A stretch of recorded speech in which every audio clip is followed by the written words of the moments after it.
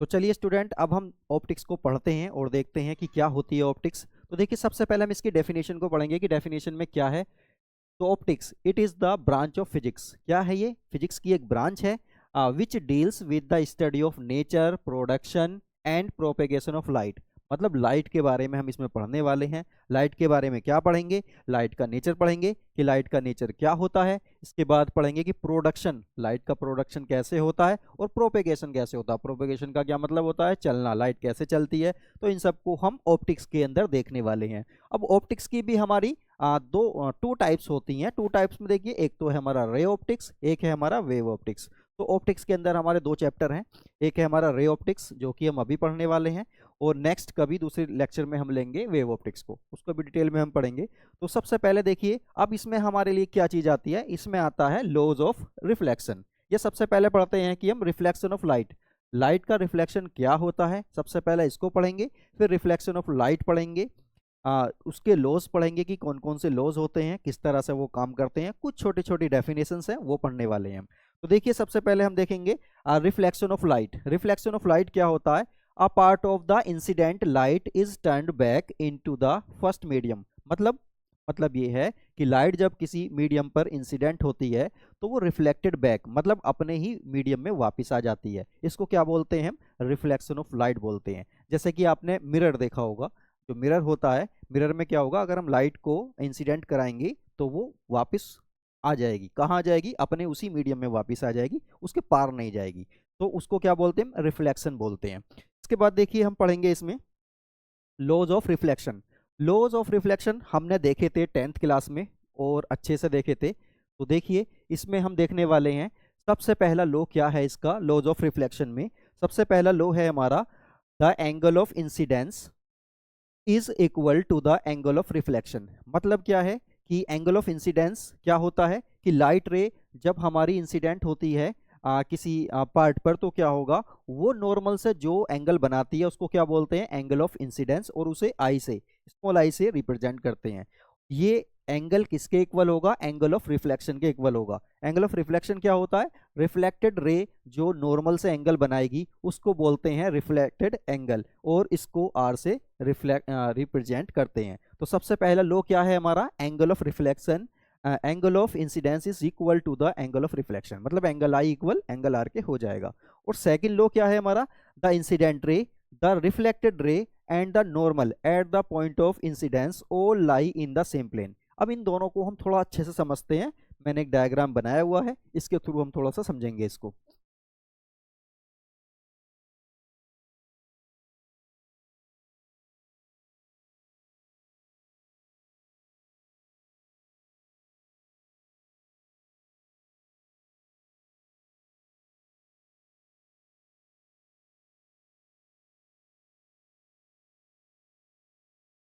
तो देखिए, इसमें सबसे पहले हम इसमें क्या देखेंगे, ये वाला डायग्राम को समझते हैं ये है क्या, और उसके थ्रू हम इन दोनों रूल्स को समझते हैं।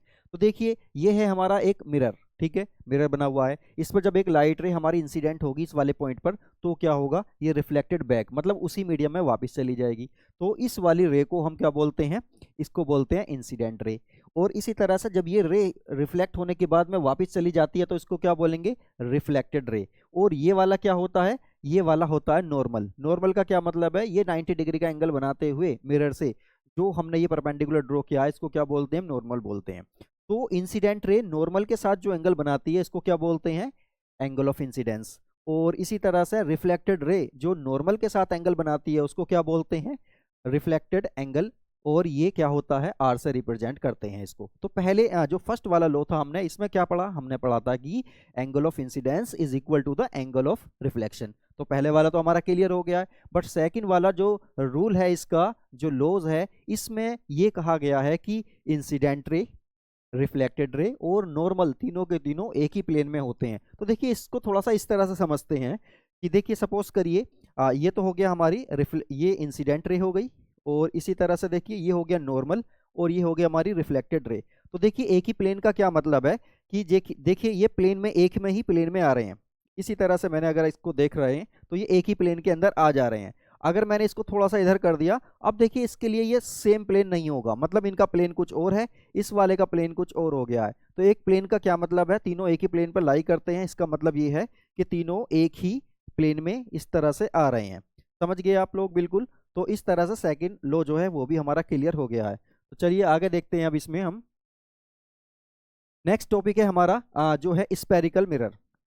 स्पेरिकल मिरर क्या होते हैं, देखिए एक बड़ा सा स्पेयर है हमारे पास, उसमें से काट के जो हम मिरर बनाते हैं उसको क्या बोलते हैं, स्पेरिकल मिरर बोलते हैं। अब वो हमारे कई तरह के हो सकते हैं, कॉनकेव भी हो सकता है या फिर कॉन्वेक्स भी हो सकता है। तो पहले पढ़ लेते हैं इसको, स्पेरिकल मिरर क्या है। A spherical mirror is a reflecting surface.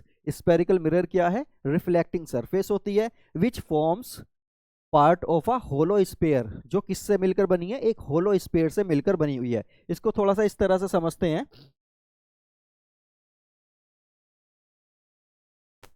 इसको देखिए, जैसे सपोज करिए हम इसको यहाँ देख लेते हैं, ये हमारा क्या है, एक स्पेयर है। इस स्पेयर को अगर मैंने यहाँ से काट दिया तो देखिए ये क्या बनेगा, इस तरह से ये हमारा मिरर बन जाएगा। ठीक है, अब मिरर बना नहीं है, अभी क्या है ये, अभी एक पार्ट है। अब इसमें हमें पॉलिश करनी है। सपोज करिए मैंने इसमें यहाँ से इधर से पॉलिश कर दी ये वाली, तो ये वाली पॉलिश कर दी है। अब ये क्या काम करेगा, हमारा मिरर का काम करेगा। अब कौन सा मिरर है ये भी हम अभी देखेंगे। तो देखिए दूसरे वाला कैसे हो गया, अगर सपोज करिए मैंने इसको यहाँ से काट दिया और इसका ये वाला पार्ट ले लिया है, तो देखिए ये वाला पार्ट ये रहा, और इसको इधर से अगर मैं पॉलिश कर दूं तो ये भी क्या बन जाएगा, हमारा एक मिरर बन जाएगा। अब देखिए ये दोनों मिरर हमारे कैसे हैं, इस वाले मिरर को बोलते हैं हम कॉन्वेक्स और इसको बोलेंगे हम कॉनकेव। कैसे पता चला, तो देखिए अगर अंदर की साइड हमारी पॉलिश हो रही है और बाहर वाला जो सरफेस है, जो कर्व सरफेस बाहर वाला है वो रिफ्लेक्टिंग है, तो मिरर हमारा कैसे होगा, वो कॉन्वेक्स होगा। और अगर बाहर की साइड हमारी जो है पॉलिश हो रही है और अंदर की साइड रिफ्लेक्टिंग सरफेस है, तो ये मिरर हमारा कौन सा होगा, ये कॉनकेव मिरर होगा। तो जो हमारे स्पेरिकल मिरर होते हैं वह टू टाइप्स के होते हैं, एक होता है कॉनकेव मिरर, एक होता है कॉन्वेक्स मिरर। तो कॉनकेव कौन सा हो गया, वो वाला पार्ट हो गया, और कॉन्वेक्स कौन सा हो गया, ये वाला पार्ट हो गया। इसके बाद देखिए कुछ चीजें और इसके अंदर आती हैं हमारी, जैसे कि छोटी छोटी डेफिनेशन है। पोल हो गया कि पोल क्या चीज होती है, इसके बाद सेंटर ऑफ कर्वेचर क्या होता है, और रेडियस ऑफ कर्वेचर क्या होती है, इन सबको भी हम एक एक करके देखते हैं। तो देखिए अब इसमें हमें क्या देखना है, हमें इसमें देखना है सबसे पहले पोल। ये पोल क्या होता है, तो देखिए ये मैंने अभी ये मिरर देखा हमने, तो इस मिरर का जो सेंटर होगा, इस वाले मिरर का जो सेंटर होगा, मिरर का कुछ ना कुछ तो सेंटर होगा, उस सेंटर को हम क्या बोलेंगे, उस सेंटर को हम बोलेंगे पोल, और इसे पी से रिप्रेजेंट करेंगे। इसी तरह से कोन के मिरर में भी क्या होगा, इसका भी एक सेंटर होगा खुद का, तो उसको भी क्या बोलेंगे हम, उसको भी हम पोल बोलेंगे। पोल वाली बात क्लियर हो गई। इसके बाद अब हम देखेंगे कि सेंटर ऑफ कर्वेचर क्या होता है। अब सेंटर ऑफ कर्वेचर वो सेंटर होता है जिस होलो स्फीयर से इसको लिया गया है ना मिरर को, उसका जो सेंटर होता है, जैसे कि ये होलो स्फीयर था हमारा, इसका जो खुद का सेंटर होगा, इस सेंटर को हम क्या बोलेंगे, सेंटर ऑफ कर्वेचर। अब इसमें यहाँ पे कैसे पहचानेंगे इस चीज को, तो देखिए इसको मैं अगर कंप्लीट बनाने लगूं, डॉट डॉट में अगर मैंने इसको कंप्लीट बनाया, तो ये भी तो एक क्या बनना है, स्फीयर बनना है। इसका जो सेंटर होगा ये वाला, इसको क्या बोलेंगे हम, सेंटर ऑफ कर्वेचर, और इसे सी से रिप्रेजेंट करते हैं। इसी तरह से इस वाले में भी हम चेक कर सकते हैं। तो ये इस पे, ये जो हमारा मिरर है ये किसी ना किसी स्पेयर से लिया गया होगा, तो उसको हम कंप्लीट बना लेते हैं डॉट डॉट में, और बनाने के बाद उसका जो सेंटर होगा हमारा, उसको भी क्या बोलेंगे हम, सेंटर ऑफ कर्वेचर बोलेंगे। 10th क्लास में हमने अच्छे से इसको देखा था, और यहाँ पर हम थोड़ा सा रिवाइज कर रहे हैं तो क्लियर होता जा रहा है। इसके बाद देखेंगे रेडियस ऑफ कर्वेचर क्या होती है। तो देखिए रेडियस ऑफ कर्वेचर को देखने के लिए पोल से सेंटर ऑफ कर्वेचर के जो बीच की जो डिस्टेंस होती है उसको क्या बोलते हैं, रेडियस ऑफ कर्वेचर बोलते हैं, और उसे आर से रिप्रेजेंट करते हैं। इसी तरह से इस वाले में भी यही होगा, सी और पी के बीच की डिस्टेंस, मतलब सेंटर ऑफ कर्वेचर और पोल के बीच की डिस्टेंस, इन दोनों के बीच की जो डिस्टेंस है इसको क्या बोलेंगे, रेडियस ऑफ कर्वेचर बोलेंगे, और इसे आर से रिप्रेजेंट करते हैं। ये वाली बात भी क्लियर हो गई हमारी। इसके बाद देखेंगे प्रिंसिपल एक्सिस। प्रिंसिपल एक्सिस क्या होती है, तो देखिए सेंटर ऑफ कर्वेचर और सेंटर ऑफ कर्वेचर और पोल को मिलाने वाली जो लाइन होती है ना, और एक लाइन हम इस तरह से सीधी सीधी ड्रॉ कर देते हैं, तो ये लाइन हमारी क्या कहलाती है, ये लाइन कहलाती है हमारी प्रिंसिपल एक्सिस। इसी तरह से हम इसमें भी देख सकते हैं कि सेंटर ऑफ कर्वेचर को पोल से मिलाने वाली जो लाइन होगी, इस लाइन को हम क्या बोलेंगे, प्रिंसिपल एक्सिस बोलते हैं। इसके बाद क्या है हमारा प्रिंसिपल फोकस। प्रिंसिपल फोकस देखिए वो फोकस होता है, मतलब इसको फिलहाल ऐसा समझिए आप, सेंटर ऑफ कर्वेचर और पोल के बीच की डिस्टेंस हमारी क्या होती है, रेडियस ऑफ कर्वेचर होती है। तो फोकस क्या होगा, रेडियस ऑफ कर्वेचर का हाफ होगा। तो जैसे कि यहाँ पर हो गया सी पी जो डिस्टेंस है, इसका जो हाफ वाला पार्ट होगा इसको बोलते हैं फोकस। क्या बोलते हैं इसको, फोकस या प्रिंसिपल फोकस बोलते हैं। फोकस दो तरह के होते हैं, हमने उसमें 10th में देखा था, अब यहाँ पर हम इसको देखेंगे आराम से। इसके बाद देखिए इसका जो है हमारा सेंटर ऑफ कर्वेचर ये रहा और पोल ये रहा, इन दोनों के बीच की डिस्टेंस क्या है हमारी, radius of curvature. Radius of curvature का जो हाफ होगा उसको क्या बोलेंगे हम, उसको फोकस बोलेंगे। ये वाली बात भी क्लियर हो गई हमारे। इसके बाद देखिए आगे चल के देखते हैं हम, इसके बाद देखेंगे हम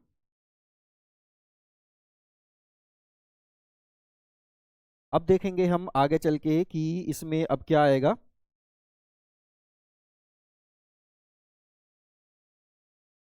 ठीक है, ये वाला हो गया हमारा क्लियर। इसके बाद हम देख रहे हैं इसमें, ये तो हमारा पार्ट रहा क्लियर। ठीक है, ये सारी चीजें इसके अंदर आ गई हैं, फोकल लेंथ वगैरह भी सारी चीजें आ गई हैं।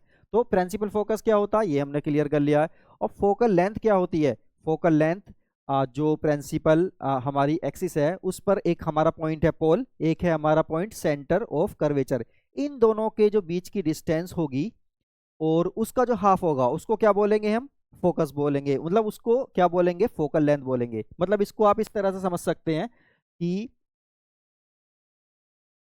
इसको आप समझिए थोड़ा सा ऐसे, जैसे मैं हमने अभी बनाया था, क्या बनाया था हमने अभी, यहाँ इधर देखिए, इसको हमने देखा था कि ये हो गया हमारा क्या, ये हो गया हमारा मिरर। ठीक है, और ये क्या थे, हमारी प्रिंसिपल एक्सिस थी। और सपोज करिए इसका जो सेंटर ऑफ कर्वेचर ये रहा, पोल इसका ये रहा, इन दोनों के बीच में हमारा क्या था, ये फोकस था। तो देखिए जो फोकस होगा मतलब फोकल लेंथ जो होगी, फोकल लेंथ क्या होती है, r/2 होती है। क्या होती है, फोकल लेंथ r/2। r/2 कितना, यहाँ से c से लेके p तक की जो डिस्टेंस है हमारी, ये कितनी है, ये है r। तो फोकल लेंथ कितनी हो जाएगी, फोकल लेंथ हो जाएगी r/2। तो फोकल लेंथ भी हमारी समझ में आ गई है। अब चलिए नेक्स्ट देखते हैं, इसका नेक्स्ट स्लाइड देखते हैं।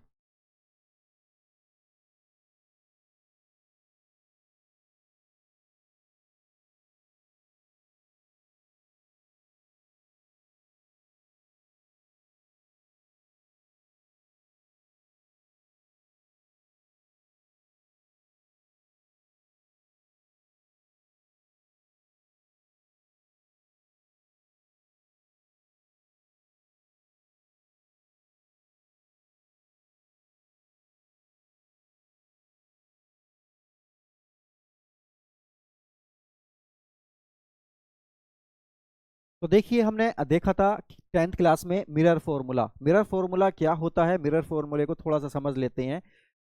पहले तो मिरर को देखते हैं क्या होता है। The mirror formula is a mathematical relationship. Mirror formula क्या होता है, मैथमेटिकल रिलेशनशिप है। किस किस के बीच रिलेशनशिप होती है उसको देखते हैं। Relationship between object distance, object distance मतलब यू, 10th में हमने देखा था। Image distance v, image distance हो गई, and the focal length f of a spherical mirror. एक स्पेरिकल मिरर है हमारे पास, और जो मिरर फॉर्मूला होता है वो किस किस के बीच रिलेशन एस्टेब्लिश करता है, वो वी क्या है हमारी, इमेज डिस्टेंस हो गई, यू क्या है हमारी, ऑब्जेक्ट डिस्टेंस, और एफ क्या है, फोकल लेंथ। इनके बीच की जो रिलेशनशिप है उसको जो शो करता है वो हमारा रिलेशन क्या कहलाता है, मिरर फॉर्मूला कहलाता है। तो फॉर्मूला क्या हुआ हमारा, 1/v plus 1/u equal 1/f। Where यहाँ पे क्या क्या चीजें क्या क्या है वो हमको क्लियर पता है। v क्या है हमारी, v है हमारी इमेज डिस्टेंस, और u क्या है, u है हमारा ऑब्जेक्ट डिस्टेंस, f क्या है हमारी, f है फोकल लेंथ। तो देखिए ये वाला फॉर्मूला क्लियर हो गया हमारे। अब देखिए इन फॉर्मूला को कैसे हम ड्राइव करेंगे वो सब हम नेक्स्ट स्लाइड में देखेंगे। तो पहले कुछ और देखते हैं।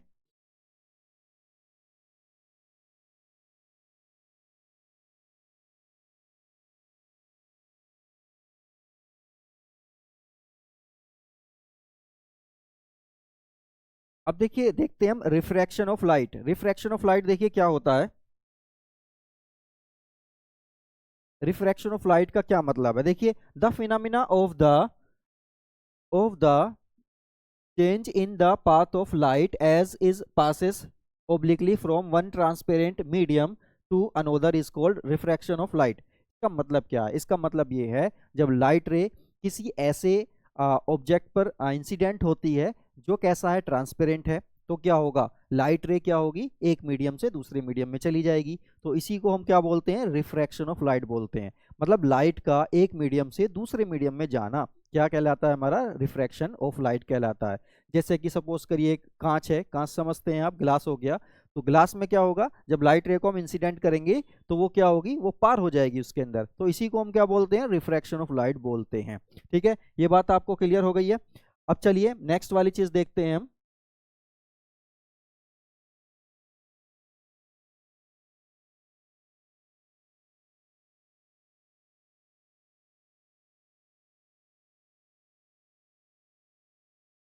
अब देखिए इसमें हम देखेंगे लॉज ऑफ रिफ्रैक्शन। रिफ्रैक्शन जिस तरह से रिफ्लेक्शन के हमारे लॉज थे वो हमने 2 लॉज पढ़े हैं, इसी तरह से रिफ्रैक्शन के भी कुछ लॉज होते हैं, वो भी हम देखेंगे क्या क्या होते हैं। तो देखिए फर्स्ट लॉ है हमारा, फर्स्ट लॉ क्या कहता है, the incident ray, the refracted ray and the normal to the interface at the point of incidence. Point of incidence का क्या मतलब है, जिस पॉइंट पर हमारी लाइट रे इंसिडेंट हो रही है, रिफ्रैक्ट हो रही है, और जिस पर नॉर्मल बना हुआ है वो वाला पॉइंट, मतलब ये पॉइंट क्या करेंगे, all lie in the same plane. तो ये तीनों के तीनों क्या करेंगे, एक ही प्लेन में क्या करेंगे, लाई करेंगे। हमने लॉज ऑफ रिफ्लेक्शन में ये चीज अभी देखी थी।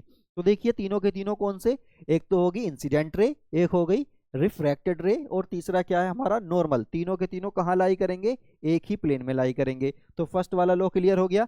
सेकंड वाले में देखिए क्या कह रहा है ये, the ratio of the sine of the angle of incidence and the sine of the angle of reflection, refraction is constant for a given pair of media. इसका क्या मतलब है, इसका मतलब ये है कि हम क्या देखेंगे इसके अंदर, देखो इसके अंदर हम देखने वाले हैं,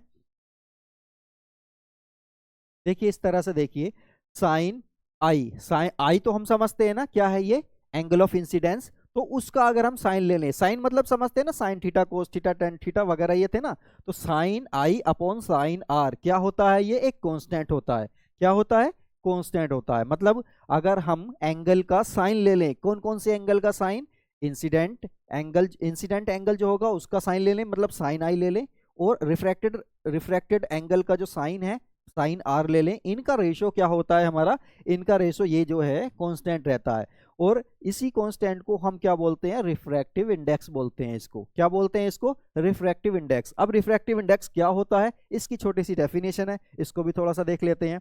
तो देखिए क्या होता है, it is defined as the ratio of the speed of light in vacuum to the speed of light in that medium. अब इसका क्या मतलब है, देखिए मतलब इसको हम लाइट की स्पीड के बेसिस पर भी फाइंड आउट कर सकते हैं, या फिर sine i upon sine r वाले फॉर्मूले से भी इसको क्या कर सकते हैं, फाइंड आउट कर सकते हैं। तो देखिए इसका फॉर्मूला क्या बनेगा, तो रिफ्रैक्टिव इंडेक्स क्या होता है, speed of light in vacuum upon speed of light in media, मतलब किसी भी मीडियम में। जैसे सपोज करिए लाइट हमारी एयर से कहाँ जा रही है, वाटर में जा रही है, तो speed of light in water और speed of light in air, उसमें हम लेंगे दोनों को। ठीक है, ये बात क्लियर होगी। फॉर्मूला क्या बनेगा, म्यू इक्वल, इसको किससे रिप्रेजेंट करते हैं, म्यू से रिप्रेजेंट करते हैं। ये साइन कैसा है हमारा, म्यू है। कहीं कहीं पर इसको एन से भी रिप्रेजेंट किया जाता है। तो ये क्या हो गया, सी अपॉन वी। सी क्या है, speed of light in vacuum या फिर एयर, और वी क्या है, speed of light in in any media, मतलब किसी भी मीडियम में हो सकती है।